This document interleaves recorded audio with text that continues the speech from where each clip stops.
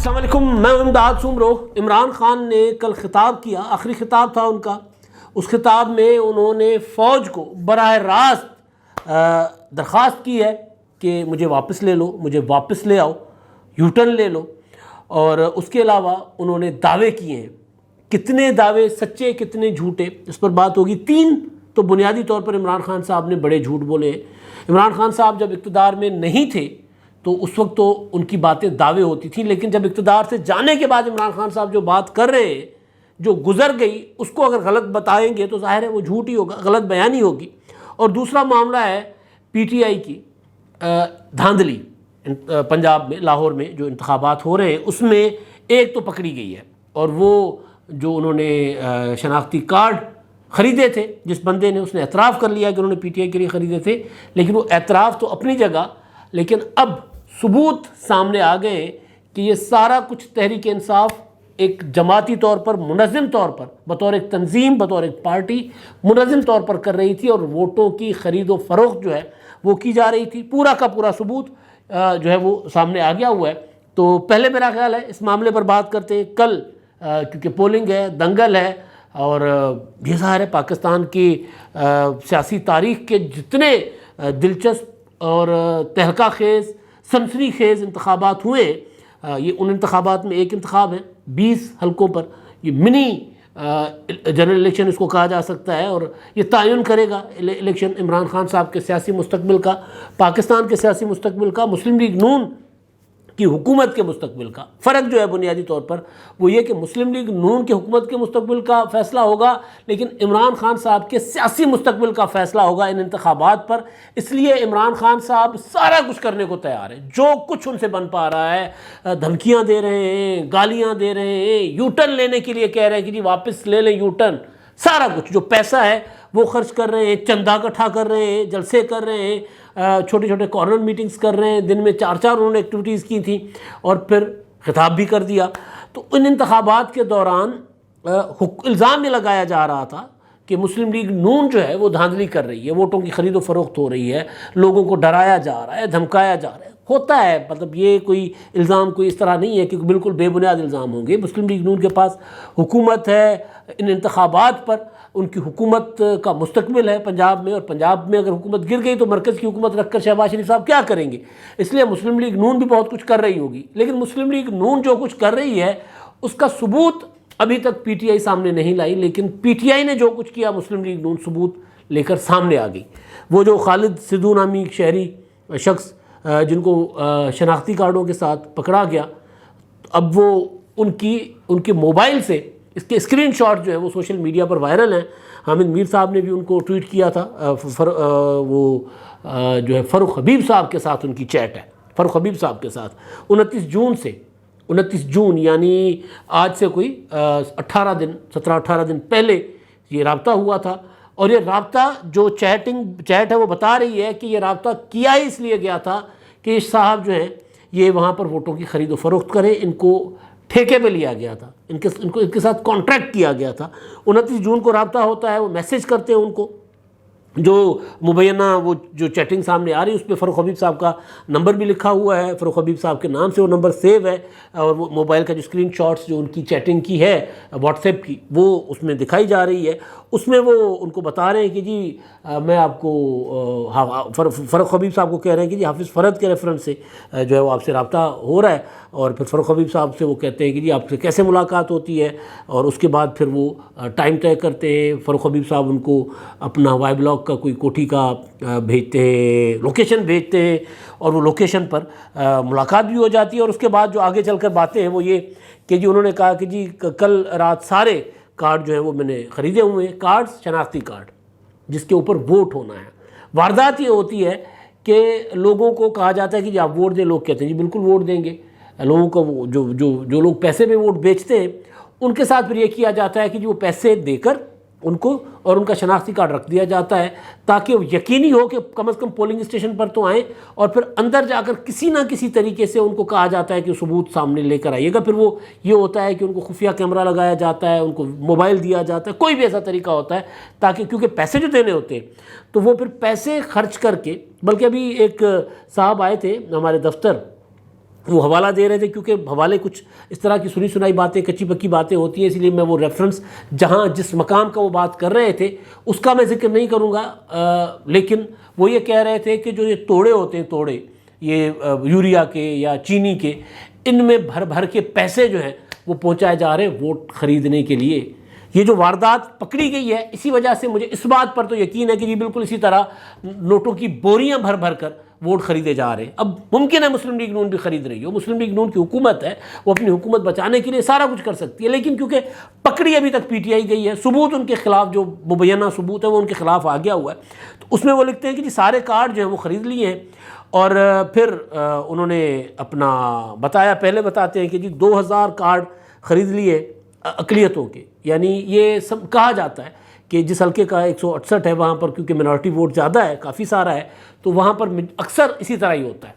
اکثر یہ کہا جاتا ہے کہ اسی طرح ان بیچاروں کے غریب لوگ ہوتے ہیں تو پھر وہ ان کی کمیونٹی لیڈر جو ہوتے ہیں یا اس طرح کے لوگ جو ہوتے ہیں ان کو خرید کر ان کا ووٹ جو ہے وہ کچھ وہ لیتے ہیں، باقی جو جس کا ووٹ ہے اس کو 2000 4000 5000 دے دیے، اور جو آگے لیڈر ہوتا ہے جو ساری چیزیں مینیج کرتا ہے وہ پھر اصل مال، جس طرح فرض کر لیں خالد سدھو ہے تو خالد سدھو صاحب ہوں گے یا ان کے اوپر کوئی اور ہوں گے، انہوں نے اچھا خاصا مال بنایا ہوگا، اور باقی پیسہ جو ہے وہ لوگوں کو دیا جاتا ہے، 2000 3000 4000 5000 جو جتنی بولی لگائے گا، جتنے پہ مانگے گا ووٹ تو اتنے پہ مانگے گا اتنے پہ ووٹ دے دیتا ہے۔ تو پہلے کہتے ہیں کہ جی 2000 کارڈ، پھر وہ کہتے ہیں 7000 ووٹ جو ہے وہ خرید لیے۔ اب 7000 ووٹ بہت ہوتا ہے۔ جو لاہور کا الیکشن ہے کل جو ہوگا اس میں مارجن ظاہر ہے 7000 تو بڑا مارجن ہوتا ہے، تو بہت الیکشن جو ہے وہ لاہور میں کہا جا رہا ہے کہ لاہور کا الیکشن بڑا سخت ہوگا۔ 3 سیٹیں مسلم لیگ نون کہہ رہی ہے کہ جی ہم بالکل کلیئر ہیں، لیکن ایک سیٹ پر ہمیں ذرا ٹف ٹائم ملا ہوا ہے، جو بھی ہے، لیکن الیکشن ایزی تو کوئی نہیں چھوڑتا۔ تو الیکشن جو ہے عمران خان صاحب بھی الیکشن سمجھ کر لڑ رہے ہیں، لیکن ٹیکٹس جو ہے وہ عمران خان صاحب وہ استعمال کر رہے ہیں کہ جی باکسنگ کی رنگ میں آ کر عمران خان صاحب جو پسٹل نکال کر کھڑے ہو گئے، یعنی یہ الیکشن لڑنا ہے تو ووٹ کے ذریعے لڑیں۔ تو یہ جو ثبوت ہے، اب الیکشن کمیشن ظاہر ہے اس کا نوٹس لے گا۔ یہ چیزیں پی ٹی آئی نے، آپ کو یاد ہوگا کہ خود ہی اس کا واویلا کیا تھا جب سینٹ کے انتخابات ہو رہے تھے 3 مارچ کو، یسرا رضا گیلانی ورسز حفیظ شیخ صاحب، اس وقت کچھ اس طرح کی ویڈیوز لائی گئی تھیں، اور اس سے پہلے سینٹ کے انتخابات جو ہوئے تھے اس سے پہلے، یعنی گزشتہ برس سے پہلے 3 سال پہلے جو سینٹ کے انتخابات ہوئے تھے 2018 کے، ان 2018 کے انتخابات میں خیبر پختونخوا میں خرید و فروخت ہوئی تھی، وہ نوٹوں کی تھدیاں جو ہیں وہ دی گئی تھیں ایم پی ایز کو ووٹ خریدنے کے لیے، اور یہ کہا گیا تھا کہ جی عمران خان صاحب کے ووٹ بکے ہیں۔ بعد میں پتہ چلا کہ نہیں، عمران خان صاحب کے جو اس وقت کے اسپیکر تھے کے پی کے جن لوگوں کی ویڈیوز آئیں، انہوں نے کہا ہمیں تو وزیر اعلیٰ ہاؤس میں اور اسپیکر ہاؤس میں بٹھا کر کہا گیا تھا کہ یہ آپ کا فنڈ ہے، الیکشن فنڈ ہے، آپ الیکشن پر خرچ کریں اور ووٹ آپ نے فلاں کو دینا ہے، تو لہٰذا ہمیں پی ٹی آئی نے خریدا تھا۔ تو بہرحال اب یہ چیز سامنے آ گئی ہے، تو اب دیکھیں الیکشن کمیشن اس پہ کیا کرے گا۔ باقی الیکشن میں کیا ہوتا ہے، بہت تھوڑا وقت رہ گیا ہے تو پتہ چل جائے گا کل شام تک، جب مطلب 11-12 بجے تک پتہ چل جائے گا کہ حمزہ شہباز کی حکومت رہتی ہے یا عمران خان صاحب کی سیاست، کیونکہ عمران خان صاحب کی سیاست کو لگنا ہے بڑا دھچکا۔ اب عمران خان صاحب کوششیں کر رہے ہیں اپنے آپ کو نیوٹرل کرنے کی۔ نیوٹرل کس طرح کر رہے ہیں کہ جن لوگوں کو عمران خان صاحب غدار کہتے تھے، جن کے ساتھ جن پر پابندیاں لگواتے تھے، جن کی موجودگی میں عمران خان صاحب جو ہے وہ کسی محفل میں جانا گوارا نہیں کرتے تھے یا راستہ بدل لیتے تھے، جو ہم عام طور پر کہتے ہیں کہ جی وہ فلاں کو دیکھ کر انہوں نے راستہ بدل دیا، تو عمران خان صاحب اب ان کے ساتھ ملنا بھی شروع ہو گئے ہیں، ان کے سامنے ان کی تقریر بھی سننا شروع ہو گئے، گوارا کر رہے ہیں، اور ان کے سامنے خطاب بھی کرنا شروع ہو گئے۔ تو کل ہوا یہ کہ پی ایف یو جے کا ایک Pakistan federal union of journalist کا ایک گروپ ہے، کیونکہ ہمارے یہاں بدقسمتی سے صحافتی تنظیمیں بھی تقسیم ہوئی ہیں، اور تقسیم کی جاتی ہے، اسی لیے کی جاتی ہے تاکہ اظہار رائے کی آزادی کا جو صحافت کی آزادی کا جو اصل مشن ہے اس کو ڈیمیج کیا جائے، اس کو نقصان پہنچایا جائے۔ ہمارے ہاں جب ٹریڈ یونینس ہوا کرتی تھیں، مضبوط ٹریڈ یونینس ہوا کرتی تھیں، تو وہ سیٹھوں کو، صنعت کاروں کو کافی پرابلم ہوتی تھی، تو انہوں نے پاکٹس یونین بنانا شروع کر دی تھی۔ تو ہمارے یہاں بھی اسی طرح ہی ہے کہ اپنا صحافت میں بھی مختلف یونین میں، یعنی جو یونین آف جرنلسٹ ہے وہ پتہ نہیں کتنے حصوں میں تقسیم ہے۔ تو بہرحال اس بحث سے نکل کر تو ایک یونین آف جرنلسٹ جو ہے انہوں نے ایک سیمینار کروایا آزادی صحافت کا، عمران خان صاحب اس میں چیف گیسٹ تھے، اس میں باقی بھی لوگ آئے ہوئے تھے، حامد میر صاحب بھی اس میں تھے، جب میں سن رہا تھا حامد میر صاحب کی تقریر، عمران خان صاحب حامد میر صاحب کی تقریر کے ان نکات پر ہنس رہے تھے جس پر ان کو شرمندہ ہونا چاہیے تھا۔ مطلب ہوتا ہے نا کہ آپ یار ایک بار حکومت کر کے اپنا اور صحافیوں کو صحافت پر پابندیاں لگا کر آپ اب صحافت اظہار رائے کی آزادی کے متعلق سیمینار میں جو دعوے کر رہے ہو ان کے سامنے کر رہے ہو جو آپ سے متاثر ہیں، یا وہ لوگ جو ہمارے جیسے سن رہے ہیں جو آپ کی وجہ سے، آپ کی حکومت کی پالیسیوں کی وجہ سے، میڈیا انڈسٹری کمزور ہونے کی وجہ سے جو لوگ بے روزگار ہوئے، یا جو لوگ اپنا پروفیشنل کام جن کو تبدیل کرنا پڑا۔ میں تو رپورٹر تھا، ظاہر اب میڈیا انڈسٹری میں ہوتا یہ تھا کہ جی یہ اس طرح کی خبر دو، اس طرح کی، اچھا جی وہ فلاں کو پسند نہیں، فلاں کو پسند نہیں، اس طرح کی جرنلزم آتی نہیں تھی۔ تو بہرحال تو وہ لوگ جب سن رہے ہوتے ہیں، ہم لوگ جو متاثر ہیں، تو وہ تو کانوں کو ہاتھ لگاتے ہیں کہ یار ایک بندہ اس طرح کیسے جھوٹ بول سکتا ہے، اس طرح غلط بیانی کیسے کر سکتا ہے۔ باقی دعوے عمران خان صاحب کی اپنی جگہ، لیکن اب عمران خان صاحب نے پولیٹیکلی جو سب سے بڑی بات کی آج کے خطاب میں، جس کو میں آخری خطاب کہہ رہا ہوں، آخری خطاب اس حوالے سے کہہ رہا ہوں میں، چلے کس حوالے سے کہہ رہا ہوں وہ آگے چل کر میں بتا دیتا ہوں۔ عمران خان صاحب نے اس خطاب میں جو سب سے بڑی چیز کی، جو سب سے بڑا اشارہ دیا، وہ تھا یو ٹرن کا۔ پہلے عمران خان صاحب کہا کرتے تھے کہ یو ٹرن لینا عظیم لیڈر کی نشانی ہوتی ہے۔ اب عمران خان صاحب جو جنرل قمر جاوید باجوہ صاحب کو کہتے ہیں موڑ مہارا،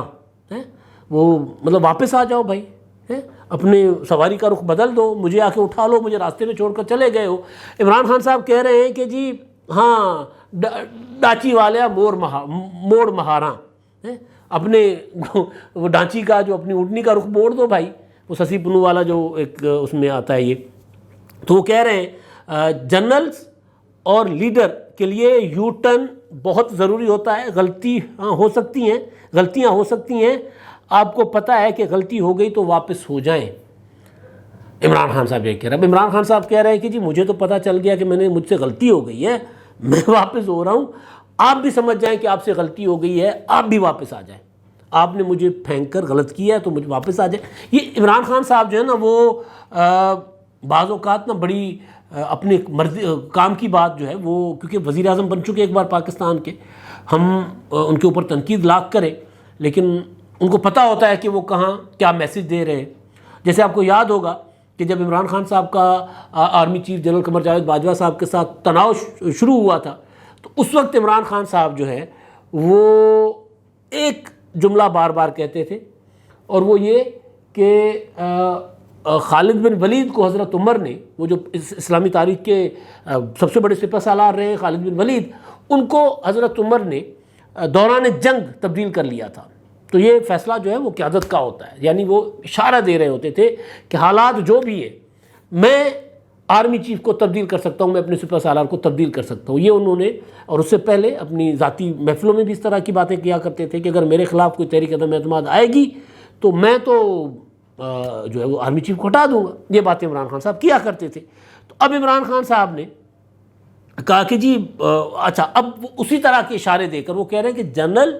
اور لیڈر کے لیے یو ٹرن بہت ضروری ہوتا ہے، غلطیاں ہو جاتی ہیں، ہو سکتی ہیں، غلطی ہو گئی تو واپس ہو جائے۔ پھر مثال انہوں نے وہ پرانے زمانے کے جنرلوں کی دی، کوئی اس طرح کی مثالیں بعد میں پھر بندہ اگلا جملہ تو کہہ ہی جاتا ہے نا، پھر باقی تو پھر وہ تمہید باندھنا اور وہ کرنا وہ کر ہی لیا جاتا ہے کہ جی بات میں کیوں کر رہا ہوں، لیکن جس کو میسج دینا ہوتا ہے اس تک میسج پہنچ چکا ہوتا ہے کہ جی میں آج بھی اسی طرح، یعنی وہ میں نے پہلے ایک عمران خان صاحب نے خطاب کیا تھا جس پر میں نے کہا تھا کہ خان صاحب کہہ رہے ہیں کہ جی میں شہباز شریف سے زیادہ چیری بلاسم ہوں، میں زیادہ جوتے چمکا سکتا ہوں، مجھے واپس لے لو۔ یہ عمران خان صاحب کے جملے کا مطلب کچھ اس طرح کا تھا۔ اچھا جی، اور اب دوسرا معاملہ جو ہے، انہوں نے عمران خان صاحب نے جو غلط بیانیاں کی ہیں، سب سے بڑی انہوں نے یہ کہا ہے کہ جی میں نے کبھی، میرے کہنے پر کبھی کسی صحافی کو نہیں اٹھایا گیا، میرے دور میں میڈیا پر کسی قسم کی پابندی نہیں لگی تھی۔ یار باقیوں کا تو ہمیں نہیں پتہ، باقی تو ہم ٹھیک ہے، مطلب اٹھائے گئے لوگ، مقدمے ہوئے، صحافیوں کو اداروں سے نکالا گیا، عمران خان صاحب فون کر کے نکلواتے تھے کہ یہ صحافی ابھی تک یہاں کام کیوں کر رہا ہے، یہ ادارہ جو ہے اس کو اس طرح یہ کیوں ابھی تک چل رہا ہے، اس کی مطلب طرح طرح کی چیزیں۔ لیکن ہمارے دوست عمران شفقت صاحب کو صرف اس وجہ سے اٹھایا گیا کہ انہوں نے کہا تھا کہ جی عمران خان صاحب کی جو اہلیہ ہیں، اس وقت کی خاتون اول جو تھیں، وہ ذرا جادو ٹونا کرتی ہیں، ان کی شخصیت ہے، وہ روحانی شخصیت ہے، اس طرح کی چیزیں کرتی ہیں، اس طرح کی انہوں نے کچھ ان کی چیزیں کہی تھیں، اور پھر عمران خان صاحب نے ان کو اٹھوا لیا تھا. اور اٹھانے والے جو ہیں وہ پھر ظاہر ہم بھی تو جرنلسٹ ہی ہیں، پتہ چل ہی جاتا ہے کہ یار یہ معاملہ کہاں سے آیا. چلے محسن بیگ کو اٹھوایا، مطلب حامد میر صاحب سامنے بیٹھے ہوئے ہیں، آصف زرداری صاحب کا انٹرویو نہ صرف عمران خان صاحب نے جیو پر چلنے نہیں دیا تھا، بلکہ عمران خان صاحب نے تقریروں میں کہا تھا کہ یہ جو چور اور ڈکیت ہیں، یہ جو ضمانتوں پر ہیں، ان کو ٹی وی پر کیسے چلایا جا سکتا ہے. عمران خان صاحب نے میڈیا پر قدغن لگائی، پابندی لگائی کہ آصف زرداری نہیں چل سکتے، مریم نواز نہیں چل سکتی. چلے نواز شریف صاحب کا معاملہ تو پھر عدالت سے ہی آ گیا تھا الطاف حسین کی طرح، تو نواز شریف پر تو عدالت کی پابندی تھی. مریم نواز صاحبہ تو سزا یافتہ ہونے کے بعد پھر ان کی سزا جو ہے معطل بھی ہے، تو وہ پولیٹیکل ایکٹیویٹیز بھی کرتی تھی، تو ان پر بھی پابندی لگائی گئی تھی. تو عمران خان صاحب یہ سارا کچھ کرتے کہ میں نے میڈیا کے خلاف کوئی کارروائیاں نہیں کی. تقریریں اٹھا کر دیکھ لیں. اس وقت مجھے حیرت تھی کہ سیمینار میں بیٹھا ہوا کوئی بندہ یہ خان صاحب سے پوچھ کیوں نہیں رہا تھا کہ خان صاحب آپ نے تو جلسوں میں، تقریروں میں میڈیا کے اوپر یہ الزامات لگائے ہیں کہ جی میڈیا جو ہے میرے خلاف ایک پروپیگنڈا کر رہا ہے، لوگوں کے جا کر منہ میں مائک تن دیتا ہے کہ جی مہنگائی بڑھی کہ نہیں بڑھی، یہ غدار میڈیا ہے، یہ بیرونی ایجنڈا پر چلتا ہے میڈیا. اور پھر جب آپ کی حکومت جانے لگی تو اس وقت بھی آپ نے یہی کہا کہ یہ میڈیا نے پیسے پکڑے ہوئے ہیں. اب آپ تقریر میں روزانہ کہتے ہیں میر شکیل الرحمان کو آپ نے گرفتار کروایا. اب میر شکیل الرحمان کے نام لے کر آپ نے بطور پرائم منسٹر ان کے خلاف تقریریں کی ہوئی ہیں، جیو نیوز کا نام لے کر، سوائے 2 اداروں کے باقی تو آپ سب اداروں کے خلاف تقریریں کرتے رہے تھے، ان کے خلاف کارروائیاں کرتے رہے تھے. میں گواہ ہوں، میرے ادارے میں ایک بار آپ کے انفارمیشن منسٹر آئے تھے، انہوں نے آ کر کہا تھا کہ جی اگر ہماری حکومت پر تنقید ہوگی تو ہم تو اشتہار نہیں دیں گے. آپ نے نہیں دیے تھے اشتہار اداروں کو، آپ نے ادارے بند کر دیے تھے. آپ کی پالیسی تھی، چلے چھوڑ دیتے ہیں اس بات کو بھی. آپ یہ دعویٰ کر رہے ہیں کہ جی آپ تو اظہار رائے کی آزادی اور میڈیا کی آزادی کے بڑے داعی ہیں. تو بھائی آپ نے صحافیوں کے ساتھ اٹھنا بیٹھنا، پریس کانفرنس کرنا بند کر دیا ہوا ہے. سب سے بڑی دلیل جو میں دیتا ہوں کہ عمران خان صاحب غلط بیانی کرتے ہیں، جھوٹ بولتے ہیں کہ وہ میڈیا کی آزادی کی بات کرتے ہیں. میڈیا کی آزادی کا مطلب ہے کہ آپ اپنے آپ کو سامنے میڈیا کے پیش کریں. آپ آ کر انڈیپینڈنٹ جرنلسٹوں کو پریس کانفرنس، جو بھی ادارے کا کام ہے، کہ اگر میں ایک ادارے میں بیورو چیف ہوں یا میری ڈیوٹی اسائنمنٹ پر بیٹھا ہوں، عمران خان صاحب کی پریس کانفرنس ہے، تو یہ میں ڈیسائیڈ کروں گا کہ عمران خان صاحب کی پریس کانفرنس کور کرنے کون جائے گا، یا یہ شہباز گل ڈیسائیڈ کرے گا کہ عمران خان کی پریس کانفرنس کور کرنے کون آئے گا. اور اگر ان کی مرضی کا بندہ نہیں آئے گا تو ادارہ جو ہے وہ پریس کانفرنس اٹینڈ ہی نہیں کر سکتا. آپ اپنے جلسوں پر میڈیا کی پابندی لگا دی کہ جی نہیں میڈیا اندر نہیں بڑھے گا، جلسے میں داخل نہیں ہوگا. تو یہ مطلب عجیب و غریب قسم کی باتیں. دوسری چیز خان صاحب نے کہا کہ جی برطانیہ میں اگر اس طرح کا پروپیگنڈا اور فیک نیوز چلتی تو برطانیہ میں تو وہاں پر تو بھائی برطانیہ میں بالکل ایسے ہی ہوتا ہے. وہاں پر جو ہے وہ حق عزت کے قانون کے اوپر سختی سے عمل درآمد ہوتا ہے. اور وہاں پر آپ کے تو ایک وزیر نے ایک مقدمہ جیتا ریحام خان کے خلاف، زلفی بخاری نے، لیکن جس کا حوالہ انہوں نے دیا. لیکن بھائی آپ کے پسندیدہ چینل ARY نے میر شکیل الرحمان سے شکست ہارا، اسحاق ڈار صاحب کے اپنا خلاف خبریں چلانے پہ ہارا. اگر جتنا پاکستان میں آپ نے فیک نیوز چلائی ہوئی ہے، جتنا آپ روزانہ ٹویٹر پر غلط بیانی کرتے ہیں، آپ کا پروپیگنڈا ہوتا ہے، وہ کس کھاتے میں جائے گا؟ تو آپ جو خود کر رہے ہوتے ہیں وہ باتیں وہ دوسروں کو، اور آخری چیز الزام دوسروں پر دیتے ہیں. اور آخری چیز یہ کہ عمران خان صاحب نے کہا جب مشرف پاکستان میں اقتدار پر قابض ہوئے تھے، جب انہوں نے مارشلہ لگایا تھا تو مشرف بہت زیادہ پاپولر تھے. خان صاحب ہر دور کی اپوزیشن جو ہے وہ اس طرح کی جو مارشل لا تھی اس کو ذرا انہوں نے تھوڑی دیر کے لیے قبول کیا تھا، لیکن مشرف چند دنوں میں غیر پاپولر ہو گئے تھے، غیر مقبول ہو گئے تھے. اور مشرف کے خلاف فوراً وہ اتحاد بنا تھا جس اتحاد کو آپ نے چھوڑ دیا تھا مشرف کی محبت میں. تو یہ باتیں غلط ہیں. اور آخری چیز عمران خان صاحب کی آخری تقریر میں نے کیوں کہا، کیونکہ عمران خان صاحب نے جو انتخابات ہیں کل ہو رہے ضمنی انتخابات، اس انتخابات کے حوالے سے ہی سارا ماحول بنایا ہوا تھا. اسی وجہ، کیونکہ جلسہ تو کر نہیں سکتے تھے، لہٰذا انہوں نے یہ سیمینار وغیرہ کا ٹائمنگس وہی رکھی تھی. تو انتخابی مہم کی بیسیکلی وہ ان کی آخری تقریر تھی. اور وہ انتخابی مہم کے سلسلے میں انہوں نے آخری جو تقریر کی تھی اس میں آخری جو التجا کی تھی ووٹر کو نہیں کی، انہوں نے آخری التجا کی جنرل قمر جاوید باجوہ صاحب کو کہ خدا کے واسطے مجھے اقتدار واپس دے دو. اب تک کے لیے اتنا ہی. اللہ حافظ.